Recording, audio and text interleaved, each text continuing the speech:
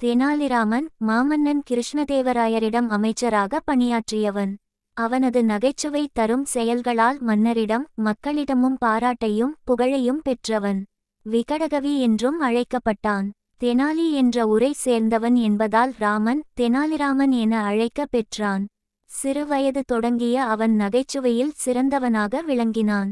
தெனாலிராமன் சிறுவயதில் தன் ஊரில் உள்ள காளி கோயில் மாடத்தில் படுத்திருந்தான். அன்று நள்ளிரவில் காளி மாதா நகர்வலம் செல்வதற்காக புறப்பட்டாள். அப்போது அங்கே கொடுத்திருந்த தெனாலிராமனுக்கு விழிப்பு ஏற்பட்டது. எதிரே காளி நிற்பதை பார்த்த ராமனுக்கு சிரிப்பு வந்தது.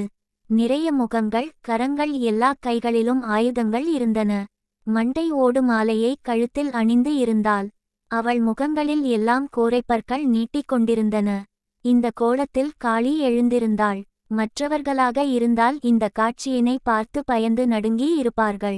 ஆனால் ராமனும் சிரிக்கத் தொடங்கினான். பாலி மாதா திடுக்கிட்டாள். சிறுவனே, ஏன் சிரிக்கிறாய் என்று கேட்டாள். தெனாலிராமன் சிரித்துக்கொண்டே, தாயே, உங்களது பல தலைகளையும் ஏராளமான கைகளையும் பார்த்ததும் எனக்கு சிரிப்பு வந்துவிட்டது.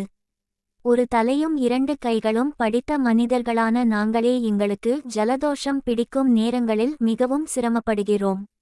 மூக்கை சிந்துவதற்குள் போதும் போதும் என்றாகி விடுகிறது. ஆனால் உங்களுக்கு ஜலதோஷம் பிடித்தால் என்ன செய்வீர்கள் என்று நினைத்தேன், சிரிப்பு வந்துவிட்டது என்று தன் சிரிப்பிற்கான காரணத்தை சொன்னான் ராமன். அவனுடைய பதில் காளி மாதாவையே கலகலவென சிரிக்க வைத்து விட்டது. காளி தேவி ராமனிடம், மகனே, உன் பேச்சில் நகைச்சுவை நிலைகின்றது. இந்த நகைச்சுவையை எதிர்காலத்தில் உன்னை மிக பெரியவன் ஆகும் உன் ஆற்றல் சிறக்க என் அருள் என்றும் உண்டு என்று வாழ்த்தினாள்.